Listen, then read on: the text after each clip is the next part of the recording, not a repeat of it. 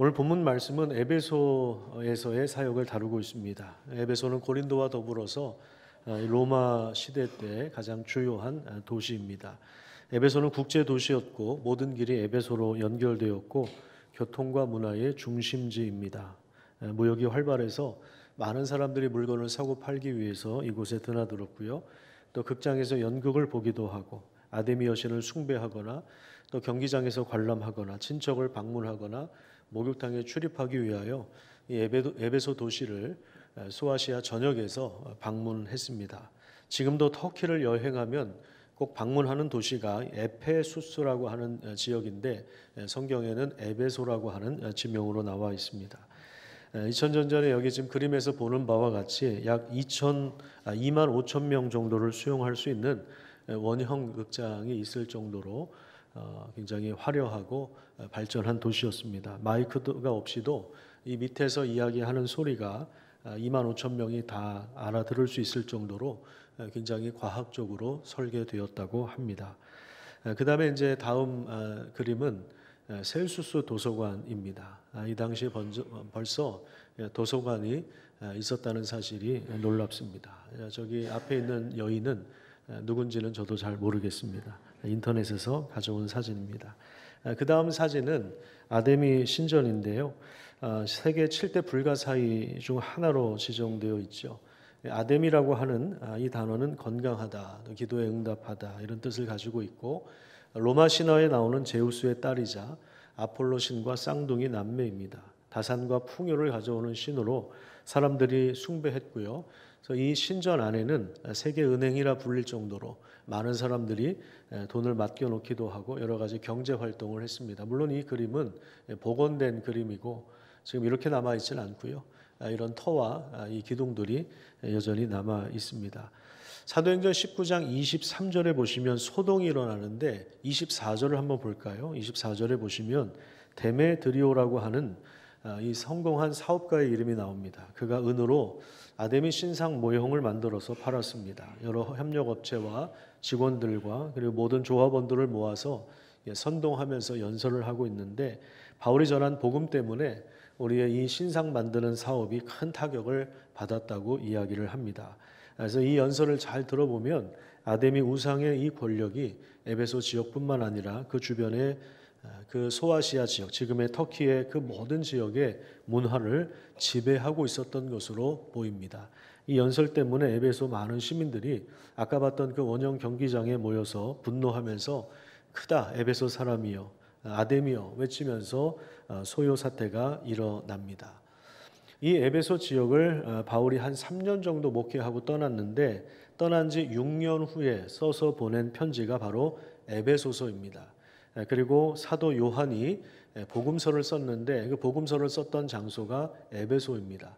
그러니까 요한복음과 또 요한 1, 2, 3서와 마지막 요한계시록이 다 에베소에서 쓴 것이기 때문에 그리고 이제 디모데 목사님도 이 에베소라고 하는 도시에 많은 시간 머물러서 사역을 감당했기 때문에 성경에서도 상당히 중요한 도시였고 선교 전략에 있어서도 중요한 자리를 차지하고 있는 지역이 바로 이 에베소 도시입니다. 이런 배경 지식을 가지고 오늘 본문을 살펴보도록 하겠습니다.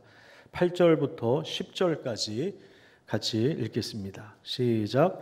바울이 회당에 들어가 석 달 동안 담대히 하나님 나라에 관하여 강론하며 권면하되 어떤 사람들은 마음이 굳어 순종하지 않고 무리 앞에서 이 도를 비방하거늘 바울이 그들을 떠나 제자들을 따로 세우고 두란노 서원에서 날마다 강론하니라.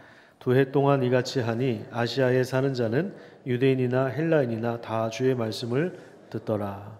자, 늘 하던 패턴이 나오죠. 우선 새로운 도시에 가면 제일 먼저 방문하는 곳이 회당입니다.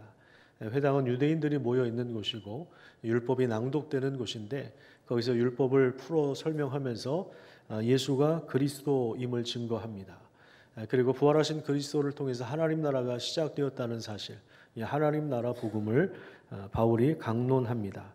강론이라고 하는 것은 일방적인 선포라기보다는 서로 이렇게 문답하고 주고받고 또 질문하고 소통하는 이런 과정입니다.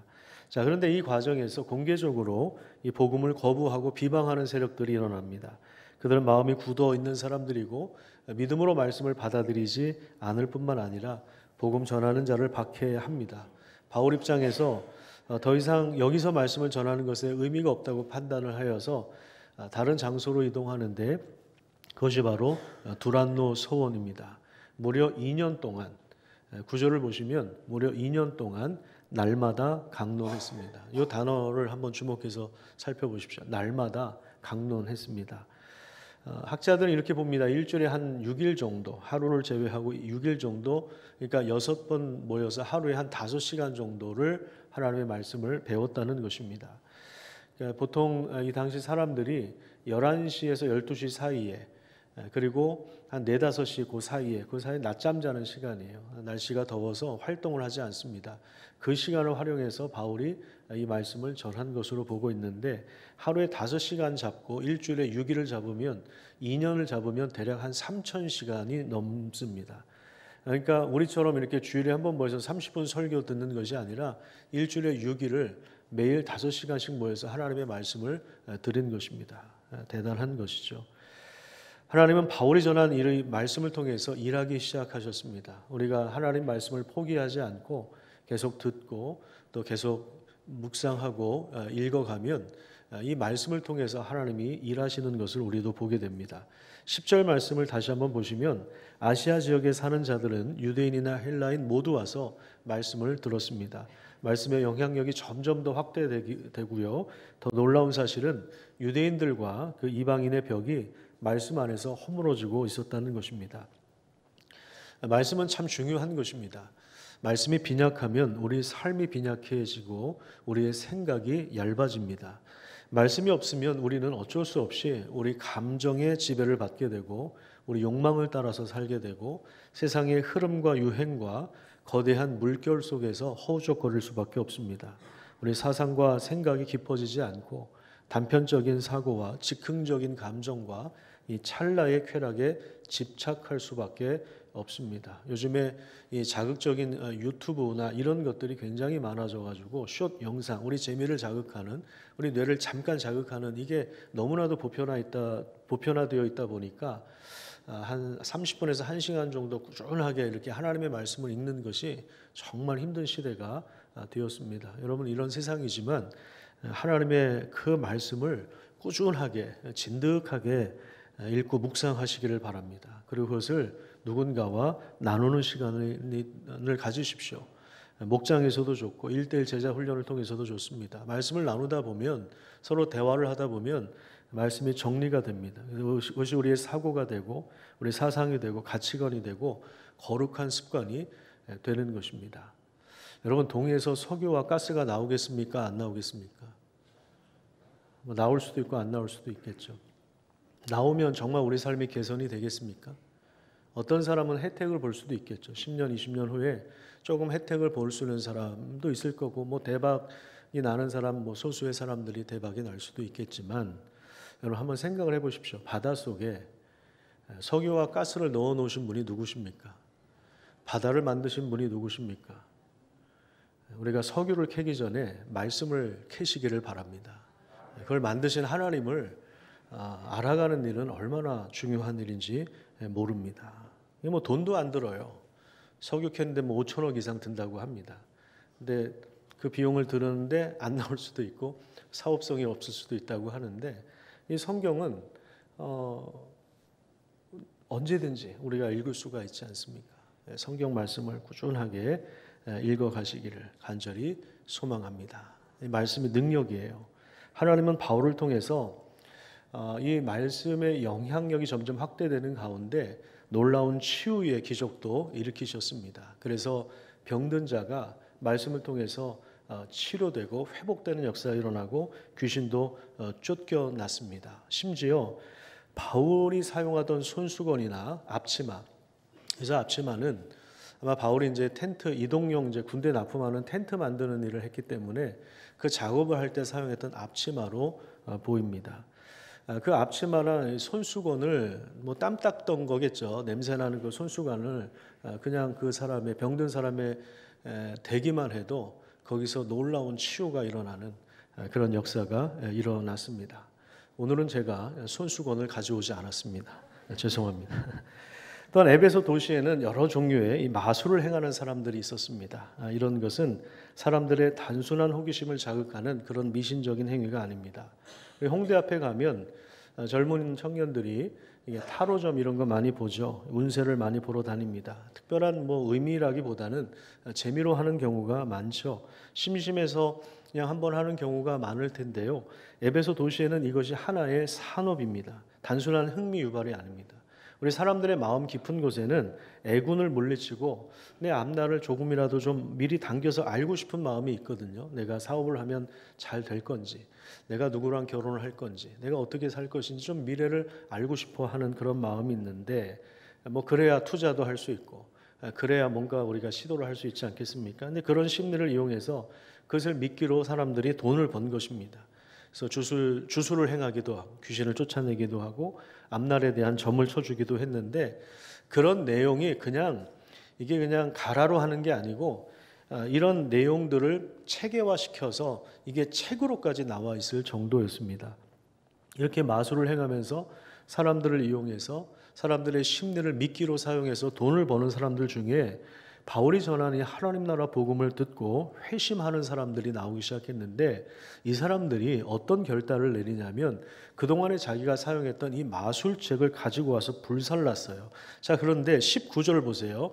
그 책값을 다 계산해 보니까 어느 정도였다고 이야기합니까? 은 5만이나 되었다. 이게 이제 오늘날로 따지면 어느 정도의 가치가 있냐면 당시 이제 은 한 드라크마가 노동자 하루 품삯이라고 이야기합니다. 우리 하루 일당을 20만 원이나 30만 원으로 계산을 할 때 은 5만이라고 하는 것은 약 150년간 연봉이라고 보시면 됩니다. 엄청난 그 수십억 되는 그러한 경제적인 가치를 포기한 것이죠. 그러니까 이제 예수님을 통해서 하나님 나라에 들어오니까 이제 옛 세상의 질서들을 하나씩 버리기 시작하는 것입니다. 여러분, 신앙은 결단입니다. 예수님 안에서 새로운 삶을 사는 것입니다. 하나님은 화려하지만 우상이 판치고 있는 이 에베소 도시에서 하나님 나라의 능력을 다양한 방식으로 이렇게 드러내셨는데 결국에 하나님은 이 말씀을 통해서 일하고 계시는 것입니다. 자, 본문 20절 말씀을 같이 읽겠습니다. 시작. 이와 같이 주의 말씀이 힘이 있어 흥왕하여 세력을 얻으니라. 흥왕한다는 것은 힘있게 퍼져나간다. 세력을 얻는다는 것은 점점 강해졌다는 것입니다. 거짓을 드러내고 귀신들의 세력을 쫓아내고 누를 정도로 이 말씀의 능력이 점점 더 확대되고 있습니다. 여러분, 이 말씀의 능력을 붙잡고 살아가시기를 간절히 축복합니다. 여기에 우리가 뭔가를 더하는 것도 필요 없고 빼서도 안 됩니다. 우리 목장 식구들을 돌보는 목자의 역할은 말씀을 읽어주고 나누는 것이죠. 우리 교사 선생님들은 학생들에게 말씀을 가르치는 거예요. 그런 일들을 우리가 감당하는 것입니다. 물론 이게 좀 어려운 점은 그들의 눈높이에 맞춰서 함께 말씀을 나누는 것이죠. 우리 아이들이 들리는 말로, 우리 학생들이 들리는 언어로 우리가 하나님 말씀을 전달할 때 그 말씀이 그들 가운데 역사하기 시작하는 것입니다.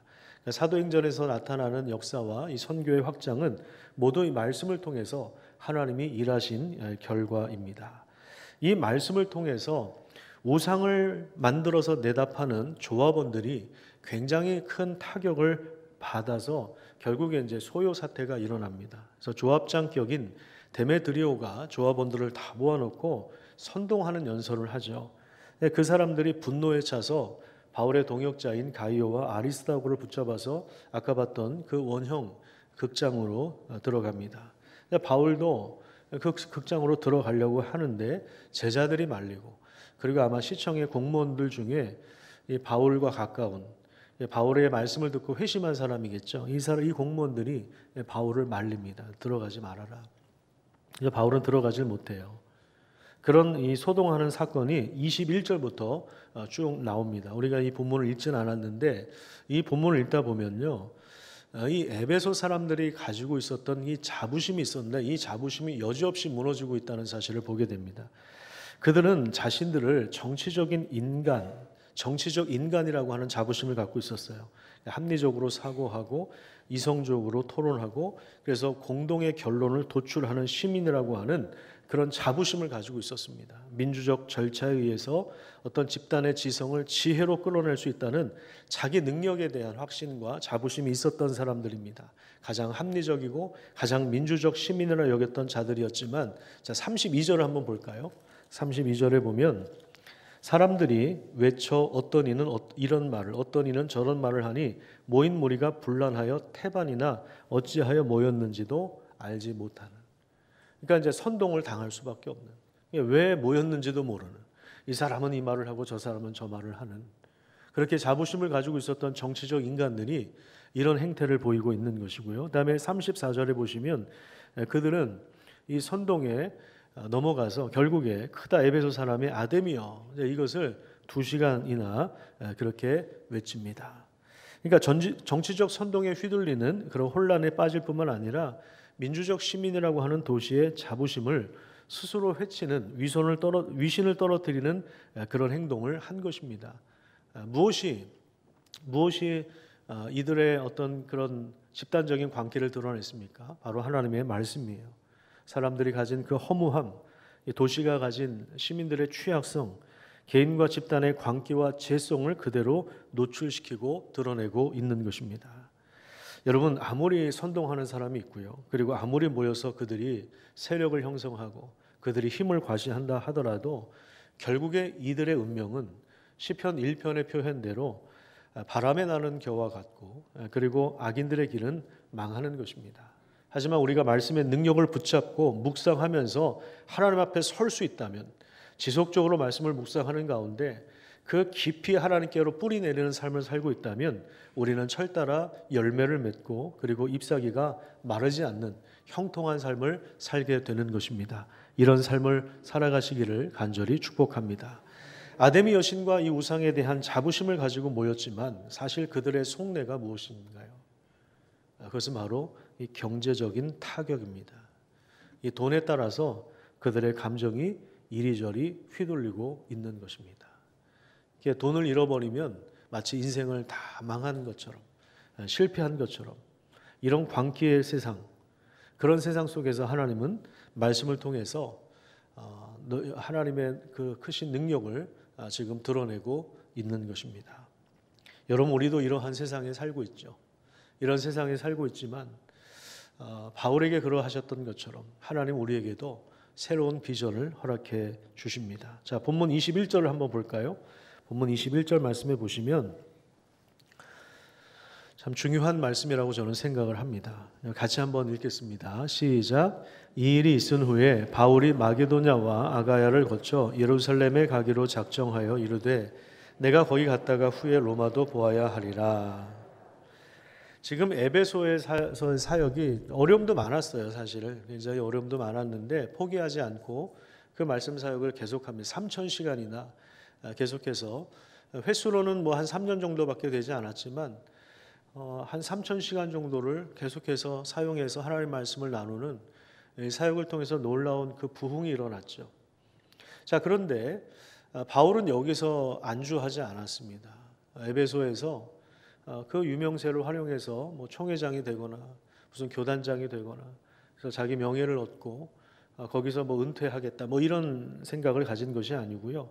자, 지금 바울의 비전이 여기 2가지가 나오는데, 첫 번째는 뭐냐면 어디에 간다고 이야기합니까? 2번째 줄에 보시면 예루살렘에 간다. 이것은 이제 뭐냐면 마게도냐와 아가야를 거쳐서, 마게도냐는 빌립보, 데살로니가, 베레아 이런 도시들이에요. 유럽의 도시들이고, 그리고 아가야는 지금의 그리스 남부, 그러니까 이제 고린도, 뭐 아테네 뭐 이런 도시들을 말합니다.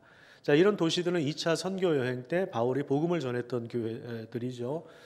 이 복음을 통해서 회심한 사람들이 교회를 이루고 그들이 진실한 공동체를 이루어서 신생교회지만 막 성장하고 있는 그런 교회를 다시 방문해서 뭐 그들을 다시 권면하고 말씀 사경회도 하고, 그리고 그들로부터 이제 구제 헌금을 받는 거예요. 그래서 헌금을 모금해서 예루살렘 교회에 전달하고자 하는 그런 비전을 품었습니다. 왜냐하면 예루살렘에 대기근이 일어나서 굉장히 지금 굶어 죽는 사태가 일어나고 이런 상황이다 보니까 예루살렘 교회가 모교회이기도 하고, 그리고 예루살렘 교회는 유대인들의 교회죠.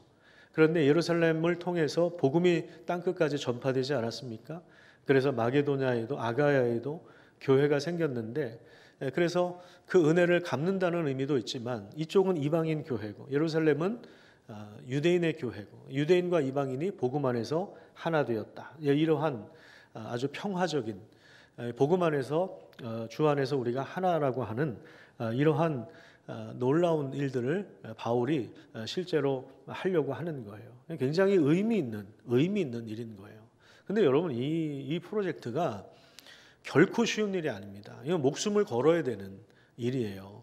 마게도냐와 아가야를 거쳐서 예루살렘으로 가는 길은 여러 가지 산맥, 우리나라 태백 산맥보다 훨씬 더 위험한 산맥들을 넘어야 되고요. 강도가 출몰하는 지역도 있고요. 그리고 지금처럼 무슨 온라인 송금을 통해서 그냥 헌금 모아가지고 온라인 몇 번 클릭하면은 보내주는 이런 시스템이 아니었습니다.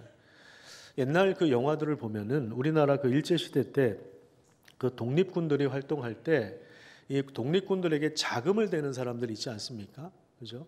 의식 있는 사람들이 독립 그 투사들을 위해서 자금을 대잖아요. 돈이 있어야 총도 사고 활동을 할 거 아닙니까? 근데 그 독립 그 자금을 중간중간에 전달하는 사람들이 있었죠. 여러분 이 중간중간에 전달하는 사람들이 목숨 내놓고 하는 겁니다. 그거 걸리면 끝장이거든요. 지금 이러한 상황이에요. 이런 상황에서 바울이 동역자들과 함께 모금을 하고 그리고 예루살렘으로 가겠다. 이 엄청난 프로젝트입니다. 지금 이제 한 절에 이렇게 돼 있으니까 별거 아닌 것 같지만 이거 엄청난 프로젝트예요. 그러면 그 정도 프로젝트 하고 나면 이제 쉬어도 되잖아요. 은퇴해도 되잖아요. 그런데 그게 아니라 자 거기 한번 다시 보십시오. 19장 21절 다시 한번 보세요. 예루살렘에 가기로 작정했어요. 물론 이 작정이라고 하는 것이 바울 혼자 세운 게 아니에요. 성령 안에서의 작정을 말하는 것인데 자, 그 다음에 여기서 끝 이게 아니라 뭡니까? 내가 거기 갔다가 후에 어디도 가야 된다? 로마도 보아야 하리라. 제국의 심장부에 들어가겠다. 그렇게 이야기를 하는 거예요.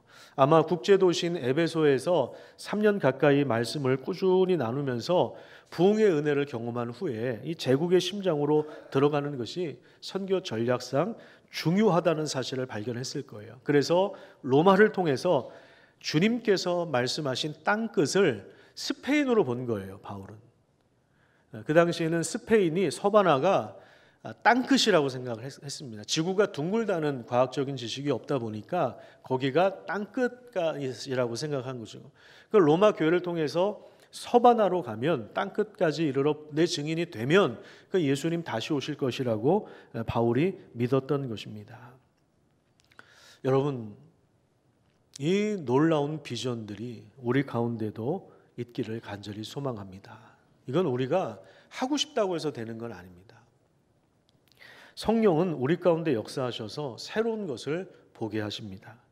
성령은 우리 가운데 오셔서 꿈을 꾸도록 하십니다. 사도행전 2장을 한번 찾아보십시오. 사도행전 2장. 자, 자막에도 있지만 성경을 가져오신 분들은 꼭 찾아보십시오. 사도행전 2장 16절에 보시면 베드로가 오순절 그 현상을 설명하는 설교를 하는데요. 그래서 16절부터 보면 지금 이 현상이 성령이 부어주시는 역사가 구약시대의 선지자 요엘을 통해서 하나님께서 이미 예언하신 말씀이다 하면서 요엘서의 말씀을 인용하죠. 17절 말씀 같이 한번 읽어보겠습니다. 하나님이 말씀하시기를 말세에 내가 내 영을 모든 육체에 부어주리니 너희의 자녀들은 예언할 것이요 너희의 젊은이들은 환상을 보고 너희의 늙은이들은 꿈을 꾸리라. 무슨 얘기입니까? 성령이 오실 때 성령께서 하시는 일이 뭐냐? 자녀들과 청년들과 늙은이들 모든 세대를 말하는 거예요. 모든 세대에 말씀을 통해서 하나님이 환상과 꿈을 보여주시는 거예요. 말씀 안에서 하나님이 비전을 허락해 주시는 것입니다. 이런 비전이 없으면 사람은 견딜 수가 없어요. 그러니까 세상의 것에 집착을 합니다. 영끌이라고 하죠. 영혼까지 다 끌어모아서 부동산에 투자하거나 아니면 자신만의 소소하지만 확실한 행복, 개인적인 행복에 재미를 붙이면서 살아갑니다. 왜냐하면 이것마저 없으면 세상을 살기가 너무 힘든 거예요.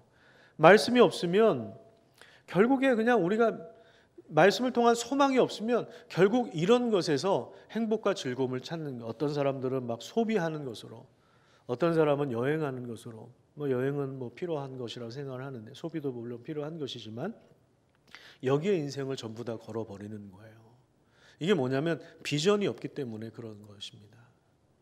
그래서 즉흥적으로 그 찰나의 쾌락을 누리면 행복할 것처럼 그렇게 선전하는 것에 우리가 속아 넘어가는 것이죠. 여러분, 말씀이 없으면 우리 인생이 가벼워질 수밖에 없습니다. 바울이 에베소에서의 부흥을 경험했지만 여기에 머무르는 것이 아니라 예루살렘으로 가고 그 다음에 로마로 가려고 하는 것입니다. 어제 결혼식에 가는 길에 같은 차에 타고 가는데 어떤 우리 집사님이 그런 말씀하시더라고요. 80세가 조금 안 되셨거든요. 근데 집사님들하고 서로 이야기하시는 중에 아이고 나는 이제 유통기한이 다 끝났다고 그런 말씀하시더라고요.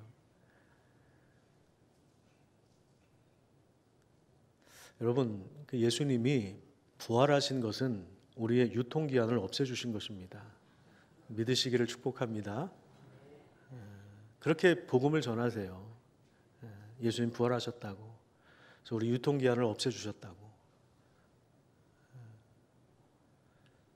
또 우리 장로님이 또 대화를 이어가시는데 나이가 80이 되고 90이 넘으면 안 아픈 곳이 없다는 거예요. 여기도 아프고 저기도 아프고 그러니까 어디 아프세요? 물어보는 게 아니라 어디 안 아프세요? 물어보는 게 빠르다고 그렇게 이야기합니다. 여러분, 우리 인생이라는 게 그렇게 병들고 아파서 그러다가 요양원을 갈지 말지 그러다가 우리 인생이 마무리되는 게 우리 인생의 끝이라면은 정말 저는 너무 허무한 것 같아요. 우리 그리스도인들은 그렇게 사는 사람들이 아닙니다. 병이 들 수도 있고 안 들 수도 있고 요양원에 갈 수도 있고 안 들 수도 있고 돈이 많을 수도 있고 적을 수도 있는데 분명한 사실은 우리는 그리스도 안에서 꿈꾸는 사람들이라는 거예요. 부활하신 주님을 만난 사람들이잖아요. 그 성령께서 우리에게 오셨다는 것은 우리로 하여금 새로운 비전을 보게 하신다는 것입니다. 여러분들의 로마는 무엇입니까? 여러분들의 비전은 무엇입니까? 여러분들은 무엇을 보고 계십니까? 여러분들은 어디로 갈 계획을 가지고 계십니까? 새벽에 이 말씀을 가지고 기도하는데 정말 가슴이 뛰었습니다. 그 후에 로마도 보아야 하리라. 하나님이 우리 교회를 이끌어 가실 줄로 믿습니다. 여러분, 사실 생각해 보면 우리 노숙인 사역 우리가 하고 싶어서 시작한 게 아니거든요. 아마 아시는 분들은 잘 아실 거예요. 지금 형태로 섬기기 시작한 지가 벌써 19년이 됐습니다. 근데 그 전에도 막 왔었어요. 우리가 어느 날 서울역에 가가지고 대자보를 붙이고 범계역 6번 출구에서 한 20분 걸어가면 제일소망교회라고 하는 곳이 있는데 거기 오시면 밥도 드리고 돈도 드립니다 해서 올 사람은 오시오 해서 시작한 게 아니라고요. 우리가 홍보해서 시작한 게 아닙니다. 언제부터인지 모르는데 하나님 보내주셨어요. 보내주셨는데 그 숫자가 많아지기 시작했습니다. 그래서 이 사람들 어떻게 감당해야 될까? 뭐 여러 이제 변곡점이 있긴 있었지만 그래서 지금 형태로 자리 잡은 거예요. 하나님 먼저 일하세요. 하나님 먼저 일하시고 그리고 우리는 거기에 발 맞춰서 제도도 만들고 거기에 맞는 직분자도 세우고 사람을 세우고 준비를 해서 그렇게 하나님 먼저 일하시면 거기에 맞춰서 가는 거예요. 미혼모 사역도 마찬가지입니다. 하나님이 미혼모 상황을 보여주셨습니다. 우리 민족의 아픔과 우리 시대의 아픔을 보게 하셨습니다. 어떻게 섬길 수 있는지 2017년부터 살피면서 지금 하나씩 실천해 가고 있는 것입니다. 처음에는 신뢰 관계가 중요하니까 꾸준하게 후원비만 보내드렸어요. 그러다가 그들을 만날 수 있는 길들이 열렸고 그리고 몇 년 전부터는 외국인 미혼모 협회와 연결이 되어서 어제 이제 우리 같이 섬겼는데요. 저는 정말 우리 성도님들 정말 너무 대단하신 것 같아요. 저는 뭐 결혼식에 왔다 갔다 하느라고 제가 하루 종일 교회에 있지는 않았는데 같이 계속 섬기지는 못했는데요. 그 어제 온 아이들이 한 40명 됩니다. 초등학교도 들어가지 않은 아이들이에요. 우리로 말하면 뭐 어린이집 유치원 다니는 아이들인데 주로 이제 어제 오신 분들이 다 아프리카계 흑인들이거든요. 그 불어를 쓰고 영어를 쓰는 분들인데 물론 이제 아시아에서 온 분들도 계시지만, 근데 이 아이들이 얼마나 에너지가 넘치는지 몰라요. 저는 제가 2층에 아이들이 있었는데요. 저는 2층에 한 10분 15분 있었는데 막 정신이 어질어질 하더라고요. 그런데 어떤 청년은 몸으로 놀아주고 어떤 분들은 뭐 활동을 하고 그런 걸 볼 때 이게 정말 대단하다. 이렇게까지 우리가 섬길 수 있구나. 하나님 보실 때 얼마나 기뻐하실까. 하나님이 보여주시는 대로 우리가 함께 섬기면서 나아가는 것이거든요. 우리가 뭐 돈 벌려고 하는 것도 아니고 교회 뭐 이미지를 상승시키려고 하는 것도 아니고 하나님 보여주신 그 시대의 아픔을 가지고 우리가 그냥 한 걸음 한 걸음 나아가는 거죠. 나아가다 보니까 여기까지 온 거예요. 하나님이 어떻게 인도하실지도 모르겠어요. 그 후에는 인도도 보아야 하리라. 그 후에는 캄보디아도 보아야 하리라. 그 후에는 북한도 보아야 하리라. 먼저 개인적인 이야기를 해서 죄송하지만 저는 20대 초반에 무릎 꿇고 제가 기도를 많이 했던 내용이 북한 땅에 보내달라고 하는 기도를 많이 했었습니다. 사실은 그렇게 기도를 했어도 잊고 살아요. 잊고 사는데 가끔씩 생각이 납니다. 그 기도가 생각이 납니다. 정말 저는 절절하게 기도를 했거든요. 물론 이건 제가 계획을 세운 건 아니에요. 하나님 그 마음을 주시니까 거기에 제가 반응을 해서 기도를 한 거죠. 길이 열릴지는 모르겠습니다. 근데 제가 가야 오물풍선 이런 거 안 보낼 것 같아요. 물론 이게 자기 중심적인 해석인데 복음이 안 들어가니까 오물풍선 보내고 그러는 거예요. 물론 우리도 조심해야죠. 북한을 자극시키는 행동을 하면 안 되죠. 서로 조심해야 되는데 복음이 들어가야 돼요. 하나님 언젠가 열어주시겠죠. 북한도 보아야 하리라. 북한이 열리면 엄청난 일들이 일어나게 될 겁니다. 러시아와 중국을 통해서 육로를 통해서 실크로드를 따라서 중앙아시아를 통해서 유럽에 그리고 아시아의 소수민족이 얼마나 많은지 몰라요. 육로로 안양에서 KTX를 타고 저 파리까지 갈 수 있는 이런 길들이 열리는데 하나님이 분명히 일하고 계십니다. 일하고 계세요. 그러니까 여러분 우리가 정말 같이 우리 성도들이 같이 모이면 우리의 이러한 비전들을 같이 나누고 이 말씀들을 나누고 같이 기도하고 하나님 알아가기 위해서 같이 질문하고 말씀을 같이 읽어나가고 하면 얼마나 좋겠습니까? 아니 우리끼리도 모여서 이재명이 어떻고 윤석열이 어떻고 이거 얘기하면 뭐합니까? 그런다고 세상이 바뀌어지지 않아요. 그거는 여러분들이 개인적으로 신문을 읽으시고 정치에 대한 좋은 견해를 가지셔야죠. 근데 그걸 가지고 와서 교회에서 정치인들이 어떻고 그런 얘기를 하지 마세요. 아니 우리 예수님 얘기할 얘기도 얼마나 많은데 우리가 이재명 얘기하고 그러다 우리 재명이 못 살아요. 정치 얘기하면은 마음이 아프거든요. 그러니까 여러분 성경을 읽으면 우리가 사실은 하나님을 알아가고 싶은 게 얼마나 많은지 몰라요. 하나님의 영광과 하나님이 하시는 일들을 보고 지금 우리 시대에 하나님이 어떻게 일하시는지 여러분 그걸 나누기에도 우리 시간이 부족해요. 사실은 우리 성도들끼리 모여서 어디 투자할까 혹시 그런 분은 없으시겠죠?